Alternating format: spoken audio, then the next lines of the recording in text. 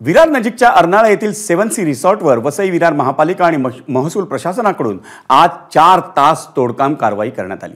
या कारवाईत रिसॉर्ट मालकाला जवळपास 5 ते 6 कोटींचा फटका बसल्याचा अंदाज आहे। ठाण्याचे माजी परिवहन समिती सदस्य आणि शिवसेनेचे उपशहर प्रमुख मिलिंद मोरेंना या रिसॉर्टमध्ये झालेल्या मारहाणीनंतर त्यांचा हृदयविकाराच्या झटक्याने मृत्यू झाला होता।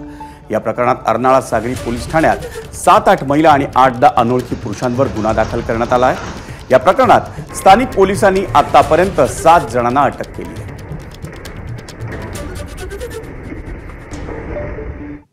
शेतीवरून काही न मिळता त्यातून 2 पैसे मिळतात अशा उद्देशाने ते उभं केलं आणि खरोखरच दुःख वाटते। 100 जवळ 150-200 माणसाचं कुटुंब आहे त्याच्यावर उपजीविका जगतात। परंतु मला एवढं वाईट वाटते आता की जेणेकरून त्यांच्यावर जी कारवाई झालेली आहे त्या आजूबाजूला पण अशी रिसॉर्ट आहे त्यांचे पेपर त्यांची इंग्लिश आहे ना त्याचं कुठे काय आहे ती बघा ना तुम्ही सरकार त्याच्यावर कारवाई करणार का? बऱ्याच वेळा तक्रारी प्राप्त होत असतात की या ठिकाणी जे पर्यटक येतात त्या पर्यटकांना मारहाण होत असते आणि त्यातलाच हा कालचा एक प्रकार आहे। हा संपूर्ण समुद्र किनारा ह्या सगळ्या अनधिकृत रिसॉर्टनी काबीज केलेला आहे आणि या ठिकाणी बऱ्याचशा अवैध अशा ऍक्टिव्हिटी देखील चालू आहेत। बरीचशी इलिगल या ठिकाणी आउटलेट देखील आलेली आहेत। माननीय मुख्यमंत्र्यांनी काल जे आदेश दिले आणि माननीय मुख्यमंत्र्यांनी आदेश दिल्यानंतर प्रशासन या ठिकाणी खडबडून जागा झालेलं आहे आणि प्रशासनाने आजपासून ही कारवाई चालू केलेली आहे। कारवाईचं निश्चितच स्वागत आहे।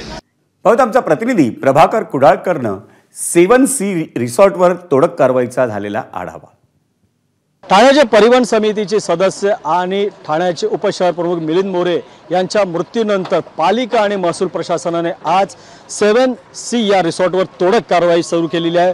जवळपास 5 कोटीचं जे पूर्णपणे जे सामग्री होती परत त्या इमारती होत्या त्या तोडण्यात आलेल्या आहेत आणि अजून ही कारवाई ही सुरू आहे। येथील स्थानिक महिला ज्यांचा उदरनिर्वाह या रिसॉर्टवर होतं त्यांनी आक्रोश केलेला आहे आणि मुख्यमंत्र्यांच्या नावाने टाहोही फोडलेला आहे। त्यांनी तर थेट इशारा दिलेला आहे की यावर भरपाई जर मिळाली नाही तर आम्ही थेट मुख्यमंत्र्यांच्या दालनामध्ये आमच्या कुटुंबासहित विष पिऊन आत्महत्या करू।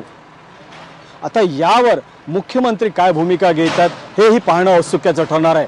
प्रभाकर कुडाळकर, एबीपी माझा, विरार। एबीपी माझा, उघडा डोळे बघा नीट।